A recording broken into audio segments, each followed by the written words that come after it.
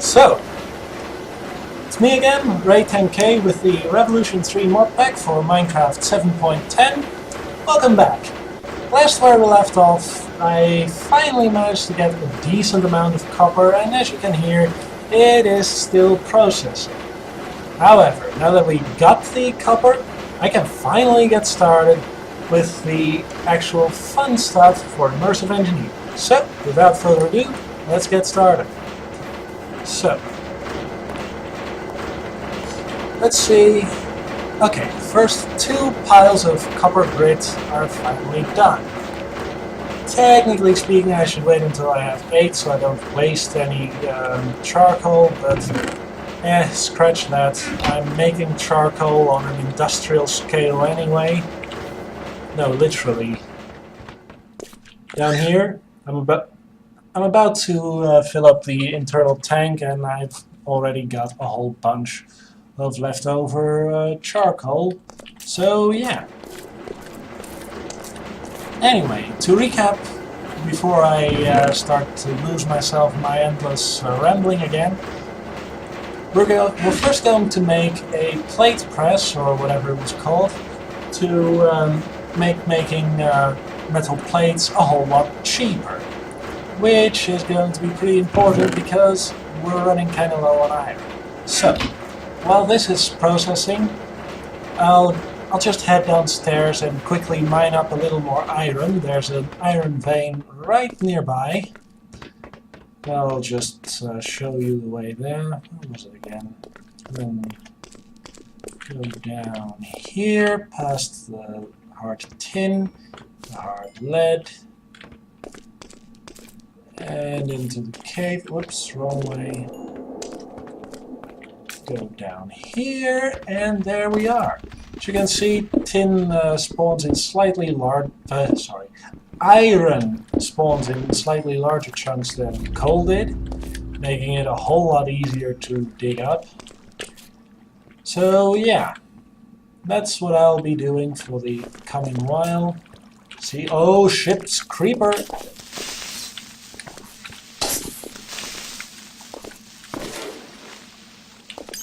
Anyway, see you in a moment. So, a little research later, I found out that to get the heavy mechanical component, let me make sure that that's what it's called. Yeah, the heavy engineering block, my mistake. I need electrum. And to get electrum, you need to cook up electrum grit, which is gold dust mixed with silver dust. And I have neither. I don't have access to gold right now, I don't have access to silver right now. So I am pretty much stuck not having access to that plate press, which is kind of a bummer. Also, as you can see, the creosote tank is now full and the entire darn thing is not running anymore, which is another problem. In any case, even if neither of those problems had been problems, I'd still have to deal with a different problem, and that is, how do I power stuff down there? And while I don't think that I can currently do much in the way that I was planning to do, I can at least set up a basic, not entirely horrible power source. I'm just going to need a bunch of resources for that.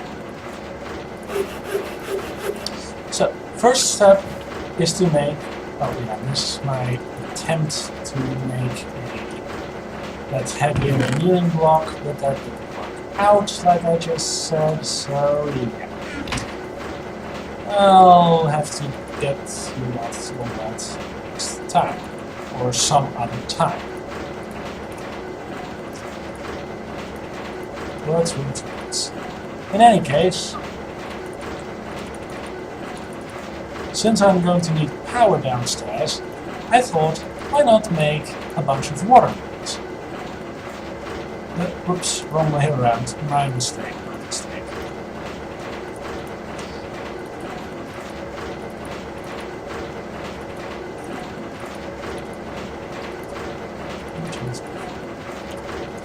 So the first thing you do is you make a bunch of wire coils. Then, to make a kinetic dynamo, you need to add an iron ingot to that. So, I'm making 2 coils at the same time. That. And finally, add 6 more iron, 4 more redstone dust. I grabbed a little wires downstairs. And make myself a pair of kinetic dynamos. By themselves, kinetic dynamos don't make any kind of energy. They need something to spin. So, first thing we're going to do is to make ourselves a water wheel, which requires some treated wooden planks, and as well as some of these water wheel segments that require even more treated planks, as well as treated sticks. Treated sticks? You guessed it, treated wooden planks. So, how do we get the treated wooden planks? Simple. You take a bottle or a bucket of creosote oil, you know, the kind that's currently waiting downstairs in the ovens, and you add it to a bunch of wood of any kind. So, let me do some quick math. I want to make 2 water wheels, so I will need 2 treated wooden planks and 8 water wheel segments. To get those, for each water wheel segment I need another 3 wooden planks, plus another 4 sticks that each require 2 planks. So effectively, each one of these requires 5 treated wooden planks. 5 times 8 plus 2 is 42 total. Divided by 8, well, the smallest number I can go with is 48 treated wooden planks. Divided by 8 is 6 total crafts of treated wooden planks. So, let me just look up what an empty bottle is again. Okay. And I know I've got a bunch of... I may have got a bottle somewhere, but hey, I got the glass laying around and I don't want to spend more time on that particular process than needed, so yeah. Anyway, emptied it half out, so I got all the stuff, all the creosote I need. And then it's just a matter of crafting it up.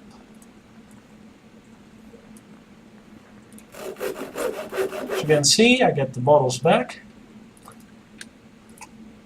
So, now I need 8 times 4.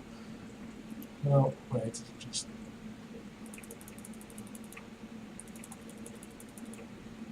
Okay, that should be all the sticks I need. Probably wrong, but who cares?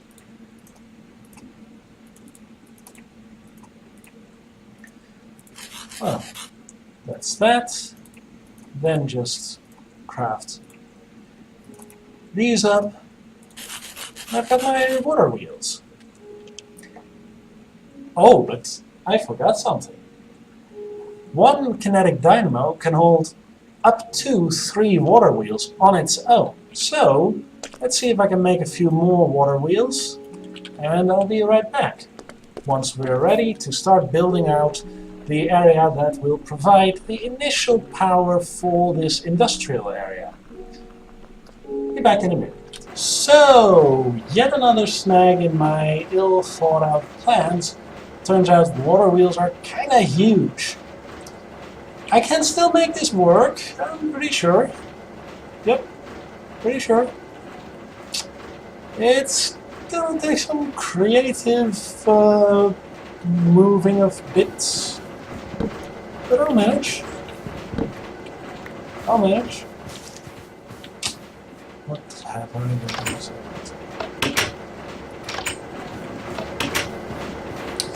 In any case, I was thinking, since they're going to be here anyway, Since the stuff that's using power is going to be here anyway, why not put them in the walls?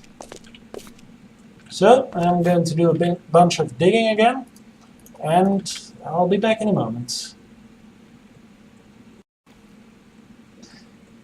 Okay, so after a lot of swearing, struggling, and working with the limitations given to me, I think I managed to make a power system. At least I hope I did.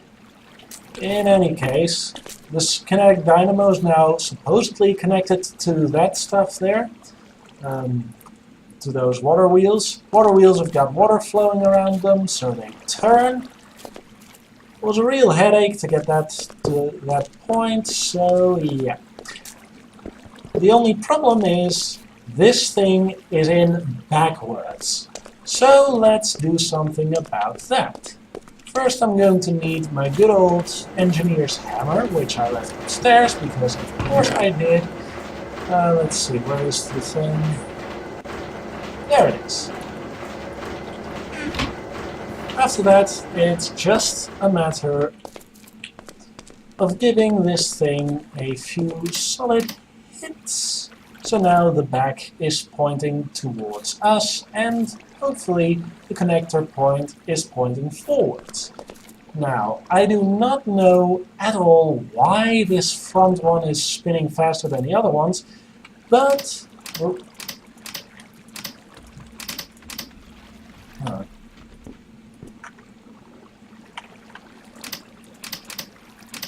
But in any case, it's at least looking like it's functioning, so I'm already happy I got to that point. Now, to check if it's actually working, I'm going to need a voltmeter, which requires a compass, copper ingots, and a few treated sticks. Thankfully, I still have some treated wooden planks left, so I can just make some wooden sticks here. Copper is upstairs. I also cleared out the creosote oil making those water wheels. But it's slowly building back up again, so I'm not really worried about that. Why would I worry about a technically limitless resource? Yeah. What I need is a bit of iron. Almost out, but don't worry, I'm cooking up more stuff as we speak. I'll need a bit of redstone, which is the last piece I've got, which is kind of a problem going forward, but I'll keep digging for more. So, let's just make one of these. Compass, I'm going to need a piece of copper. I left all of them somewhere. I completely forgot where. Pretty sure I have at least one of them left.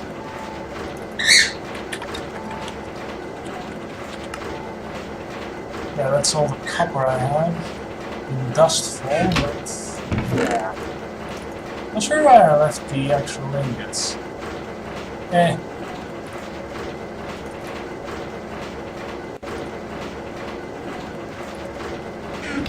In any case, let me just throw this in the oven, furnace, whatever. Take a quick nap because it's almost night time. By the way, I switched up to grinding iron dust here, so yeah, that's in there too. Iron worries are going to be over for a moment soon. Anyway, got some copper, so now I can make the... this here, the voltmeter. Woohoo! As you can see, it's kind of a big obstructive model in front of your face all the time, but it doesn't directly work with this. That's because it needs to put its power somewhere before you can actually look at what kind of power you are dealing with. So the smallest setup that can carry some power somewhere, let me just, is a low voltage capacitor. which is a few pieces of copper, a piece of lead, some iron, sadly some redstone dust, which means I'll have to go out and dig some up. But I won't bore you with that particular part of the process. So yeah, I will be back in a moment once I've got a little bit of redstone. I already have some lead stored in my chest. So yeah, back in a sec. Way too many encounters with way too many mobs later, and I finally got what I came for. Redstone! And a good deal too. Well, okay, redstone spawns in very small chunks nowadays, in this mod pack I mean. So yeah, getting 9 redstone dust total, yeah, that's gonna keep me alive for a little while. Speaking of being alive, I'm literally half dead. So let me just head outside, grab a bunch of berries, stuff my face with them, and pray that I never have to do that stuff again. I probably will have to, because hey, good stuff hides in dangerous places here. But yeah, I also learned that apparently the cave system under my house is huge, and that there's gold down there. Not a little bit too. Well, not just a little bit too. So, in the future I'm probably gonna have to do a mining expedition down there to get all the gold I'll ever need. Which means that I'll only have to go looking for the silver. And according to the description, silver spawns in mountainous areas, so it might spawn somewhere under there.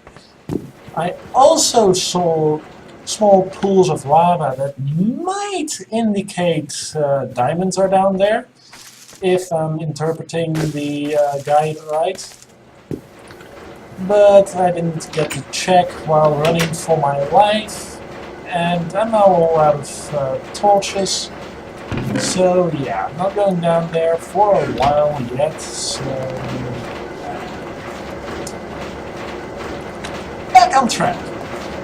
I got some iron waiting for me down here. There's still a bunch more processing in the millstone. It's got an inventory of some size that can hold a bunch of stuff to grind up.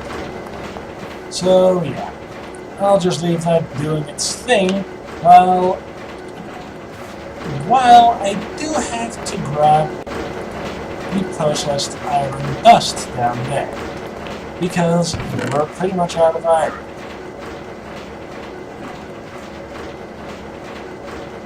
Okay, so 2 and those. Actually, I only need 1. In the meantime, let me check downstairs, since I've been busy for a while. Yeah, the creosote is starting to build up again, so once we get some better resources and a source of gold and silver, I will definitely set up a silo or a tank or whatever it's called to build up, to take away all the creosote oil made by that furnace. For now though, we have different matters to attend to. More specifically, matters of... well, okay, I can't come up with a good shocking pun right now, so yeah, matters of electricity, that's it. So, LV capacitor needs 1 redstone dust, and that's iron, I got that, I just need that. Let me just grab one of these. Go. And now I just can shift click that and move one of these. So, how do I get power in there? It's complicated. But I'm going to need one of these LV wire connectors, my apologies. And I'm going to need some of these LV wire cords. As you can already tell, early game immersive engineering takes a lot of copper, and I'm darn glad that I got as much as I did. Now, I recall that there was a patch of hardened clay a little ways out of here, somewhere by a river in the tropical rainforest. There's also a zombie hanging out in here. There's probably a dark spot down there.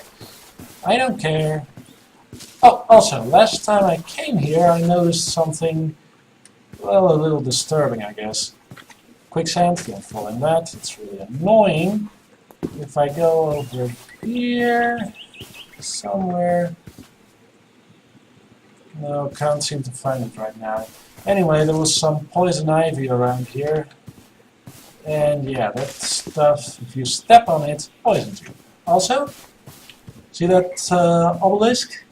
Yeah, it predicts about as much good as the dark, twisted landscape around it suggests. The fact that the biome is now called Eerie doesn't really set high expectations either. This one? Not what I was, not what I thought it was, but who cares? It's clay. Apparently, hardened clay spawns naturally in this particular area, so I just need 4 of those. So they're going into one of my backpacks, so I'll just grab a bunch.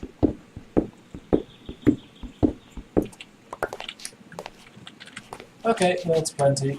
So, heading back home, making the LV conductor wire holder thing, and then we can finally get some results from that water wheel setup. I just heard a ping from one of those crystals, but I'll have to go look for that later. In any case, see you in a moment. Welcome back. So, we're probably going a little over time here, but I wanted to set this up anyway, so yeah. LV capacitor, it's got a little blue dot here, and on the side it's got orange dots. That means that the blue dot is the input, and the orange dots are output.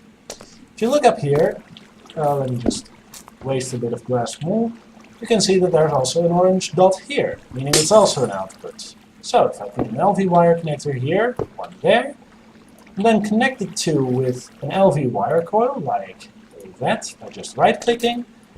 For one thing I get an achievement, and for another, I'm now the proud owner of a should be functioning thing. Well, looks like there's some kind of problem here. I'm not sure. Maybe if I rotate that other way around.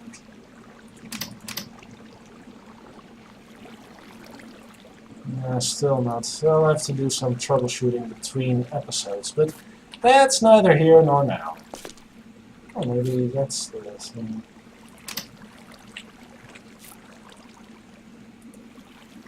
Nope, that's not it either. Not sure what that red bit means. In any case, since I'm pretty much out of energy here anyway, in more ways than one, I'll have to end it here. So, hope you all enjoyed it. Let me know what you think. Next time I'm going to do a bunch of Britannia stuff, with any luck. And, well, see you soon.